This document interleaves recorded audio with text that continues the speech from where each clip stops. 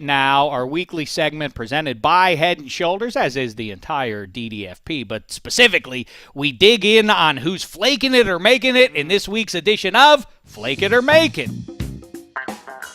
What's happening, David Carr? You ready to roll here? I'm always ready. I don't know why I reintroduced you, but I did, and it's done, and let's not live life in the rearview mirror. Perfect. Head & Shoulders is a great product, by the way. Is that true? I used it at my home. Really? This morning you did? Yeah, I did. That handsome mane of hair is owed to the product that sponsors this show? That's right. Hey, Head and or Shoulders, can you send them over, how about that, like a year's supply or whatever? That'd be fantastic. Yeah. Okay, let's talk about this now. The Cleveland Browns, it was fantastic for about 32 minutes a few Thursday nights ago. Since then, no wins, and then they trade away Carlos Hyde, presumably because they have enough faith in Nick Chubb along with Duke Johnson, the third down specialist, great pass catcher. But the rookie out of Georgia, high pedigree, obviously, running back if there is one in college football right now. What do you think the future of Nick Chubb is short term?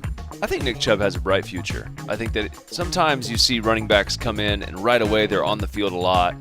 And I think the biggest thing that you see from guys like that are they get it in pass protection or they have an ability to catch out of the back. I think Nick Chubb is more of a physical back. He's not, and they have Duke Johnson like you mentioned, so he's going to be on the field more. So I think that's why you don't see as many touches for Nick. But I like Nick Chubb. I think he's going to be good in this offense. Now let's talk about that other team that we saw in the Tampa-St. Pete area making a 59-yard field goal to defeat them Brownies. Ronald Jones, he finally got some touches there and didn't look half bad there. No, he did, and I like that. So he's a guy that I think can give a little bit of a spark. Tampa Bay is interesting because they had the Fitzmagic thing going on. That kind of propelled them into at least being relevant at this point. But if you can get something going with a guy like Ronald Jones and then Jameis doesn't turn the ball over, doesn't throw dumb interceptions, which he just likes to do, then you got a chance because I think your defenses, they're not great, but they can play better. But Ronald Jones could be a guy that could really help.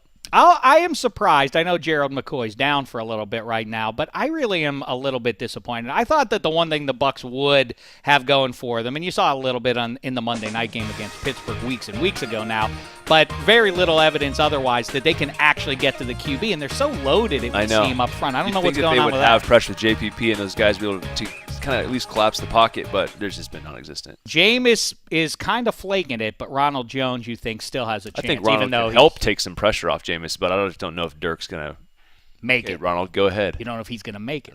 That's playing safe flaking. That's how you get the Head and Shoulders, man. Now I'm not going to get the year supply. We'll see. Let's see. Let's not close the book yet. Philip Lindsay breaking out, all the talk about Royce Freeman a mile high going into the season, but then it's this kid who looks like he's built like, I don't know, Matt Money Smith or something like that. This is an NFL running back? What do you think? It gives all fans hope that they could go out and carry the rock. I like Philip Lindsay a lot. I think that he's fantastic. I think he runs with energy.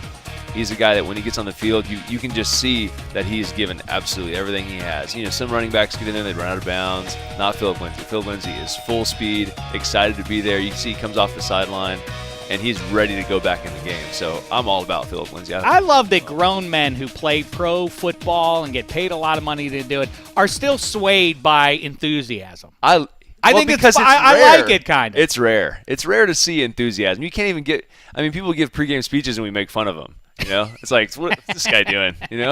But Philip Lindsay actually likes playing the game, and it's fun to watch. So this is sustainable, Philip Lindsay making it. Yeah, he's going to make it. All right, you're very sunny so far. Let's see if this one turns around. I know it's not going to.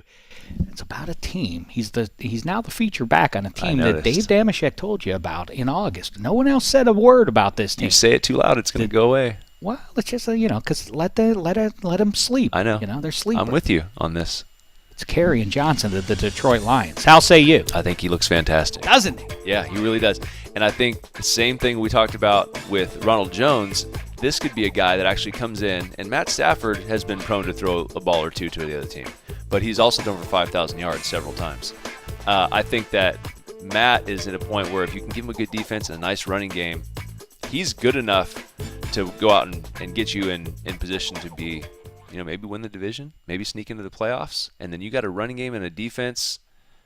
I like it. Laugh all you want, everybody, about win the division. They did beat the Packers already, exactly. So they've got that one in their back pocket. Sorry?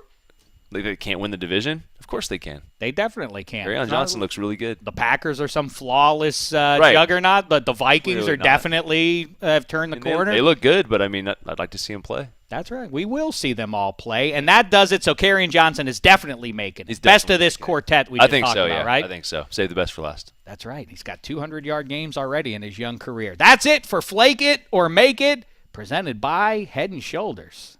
Good stuff, David Carr. Thanks, buddy. Appreciate it.